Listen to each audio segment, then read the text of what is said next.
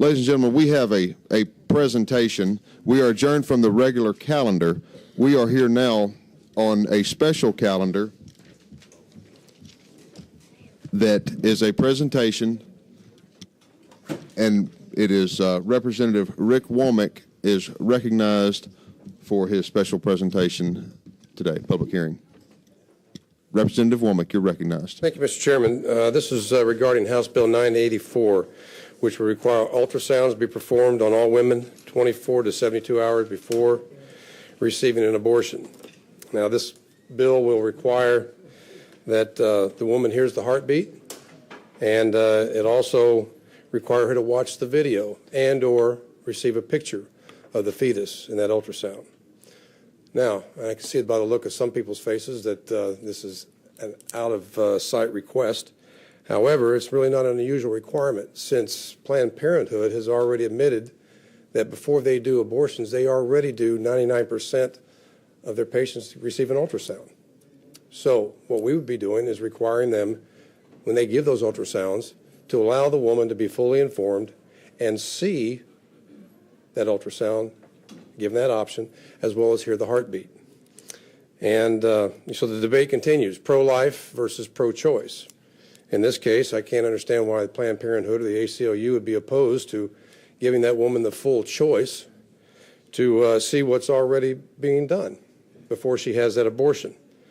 Now, abortions are a huge decision for women facing an unwanted pregnancy. 64% of these women face pressures by family members, husbands, boyfriends, parents, and others to have an abortion. 54% are not sure they even want to have the abortion, and 52% say they needed more time to decide. So what this bill does, and the purpose of this bill, is really three things. Protect the woman's physical health, her mental health, and her emotional health. And why her physical health? The first thing is to determine, an ultrasound will be to determine ectopic pregnancies. Fallopian tubes, that's where the ectopic pregnancy occurs. If it's not recognized and an abortion is performed, we're talking about possible bleeding or sterility. Another one would be placenta previa, bleeding or damage to the uterus, again leading to possible sterility. And then one of the biggest ones, multiple births. Is there just one baby or is there more? And then there's a documented case that just happened here recently up in the Northeast where a lady received an abortion, and 3 days later she was in the hospital and nearly died from massive bleeding because there were twins and the other one had not been aborted. So that's the physical portion and why ultrasounds should be performed. We perform them on women who are going to have the baby. We should be performing those same ultrasounds on women who are going to have an abortion. Emotional, mental. Why is abortion such a psychological trauma? I can't answer that. I'm not a woman. But I've got 4 kids, and I've seen through normal pregnancies without an abortion the up and down roller coaster emotions of women during times of pregnancies. The full story is really not being told to these women. That's why they need to be fully informed. And probably one of the biggest disasters and catastrophes of abortion when it comes to the mental and emotional impact on women is we look at, and this, by the way, this information I'm about to give you comes from the Elliott Institute and a study they did over in Finland. It comes when the suicides, the accidental deaths, and the homicides that occur on women who have abortions versus those who don't. And the numbers are quite astounding. Within the first year, 154% increase in the suicide rate of women who have abortions versus those who don't. Within the first year, an 82% increase in the accident rate and a 62% increase in those who are more likely to die from a combination thereof. But the real catch here is, and statistic of this study, it's a 264% increase among women who have abortions versus those who don't, who die of suicide, accidents, or homicides.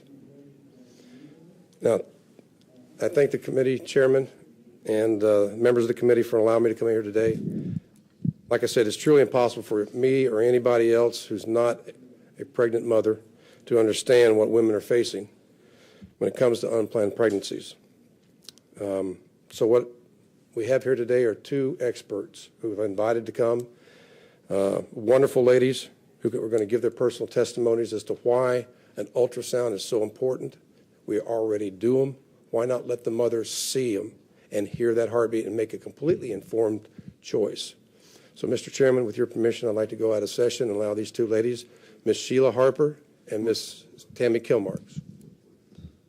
Representative Womack has asked that we go out of session. There is a question from Chairman Turner.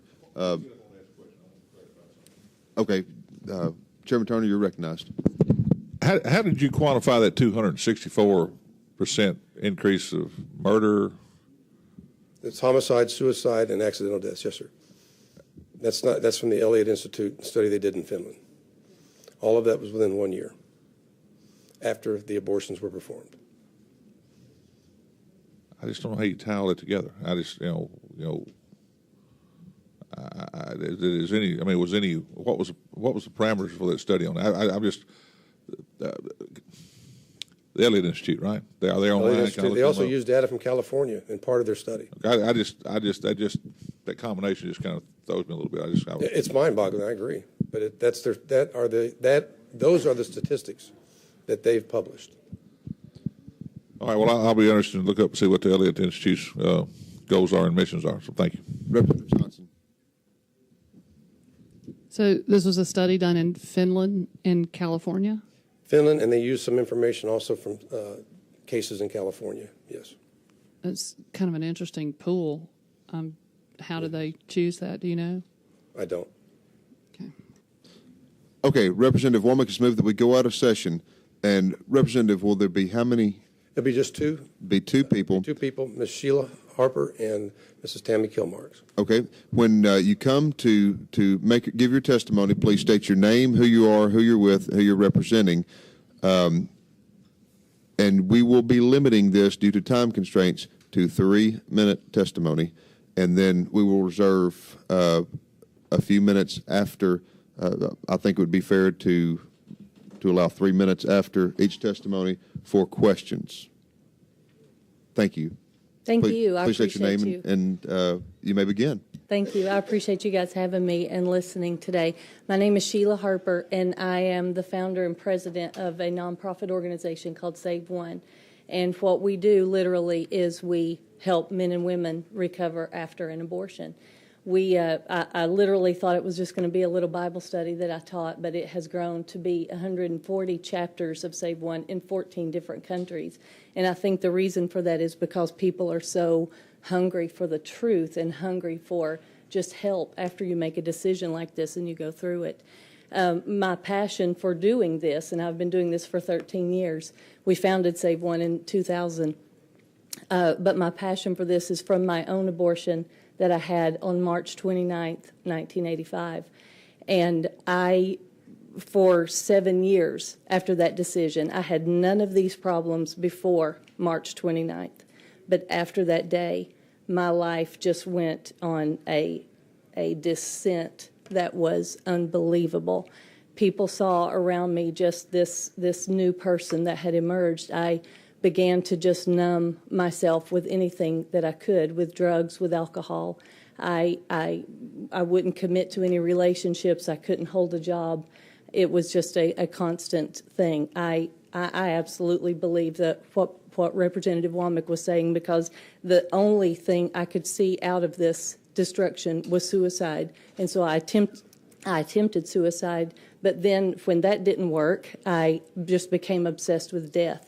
I would drive 90 and 100 miles per hour through congested traffic. I would do everything that I could because I just wanted to die. We aren't created to make these choices, life and death, for another human being. And so we were not created to reason out in our human mind the consequences after such a choice.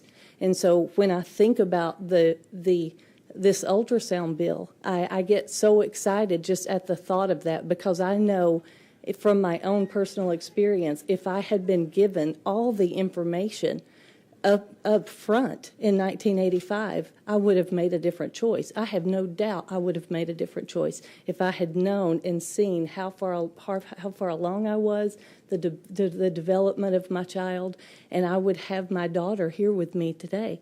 So to think about being fully informed, that is something to me that if we're not doing in any surgical procedure, it's unconscionable to men and to women to not fully inform them of what is going on. If I went in for a tonsillectomy, I would know every single thing about it.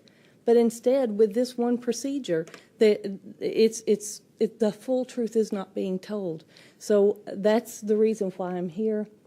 I get excited just at the thought of this because I know it's going to keep men and women from making that same horrific, most regrettable choice that they've got to live with.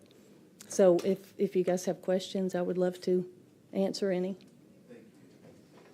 Thank you, ma'am, for your testimony.